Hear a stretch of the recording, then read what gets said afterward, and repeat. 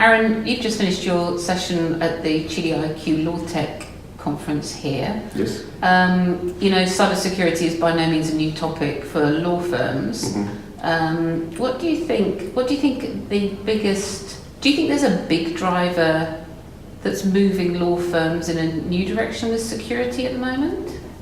Yeah. So I think the biggest driver for law firms is actually their clients. So a lot of our clients are both law firms and banks, for example. And probably a couple of years ago, banks started auditing law firms, sending them big questionnaires of 100 plus questions, asking them what they're doing and how they're doing it. And actually, in those cases, a bunch of our existing clients actually came to us and asked us to help them fill them out, basically. Wow. That's definitely a driver. When it's one of your primary revenue streams, that helps you pay attention. So do you think that's helped move the industry to be proactive around cybersecurity? Yeah, I think it's seeing more as a competitive advantage a little bit now. So certainly, not just reacting to the clients, asking them questions, but now they're trying to bid for business using it. Even just my talk this morning, I actually used quite a few slides and pictures from law firms that are at this conference that are talking about data privacy laws and different gadgets and interactive global maps on their websites that are helping you. So they're obviously focusing on it. Yeah, as a way to illustrate their commitment to the client. Yeah. So I think that's quite an interesting driver. Obviously, that's kind of like as a part of their product, that it's that they share understanding. They show an understanding. It's another industry based on trust. Oh, well, of course it is. Yeah. Do you think, though, that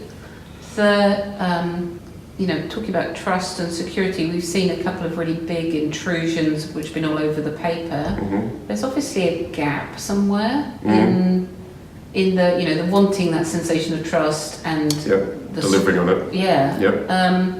I think one of the challenges I feel it's not really about whether you're secure now, but this is it's so fast changing. You can never say my fence is secure. Yep. Do you have any thoughts on that sort of the fact that it's just an ever-flowing river? Yeah, well, it's hard for us to keep up, and it's a full-time job for us, and I've personally been doing it for 20 odd years now. You do have to do it as a continuous life cycle. It's never set and forget. A lot of clients are coming to us for as-a-service offerings now, rather than a point solution of selling them a widget, a firewall, a thing. They now want, for example, we're the first company in the country to offer ASD4 as a service. Okay, that's not really my topic. So is that a security tier? So ASD is the Australian Signals Directorate. So they're like the Department of Defence, basically. Yeah. They're like our NSA. So they're responsible for protecting our digital borders. Yeah. And they release a list of things that you should do in order of efficacy according to them.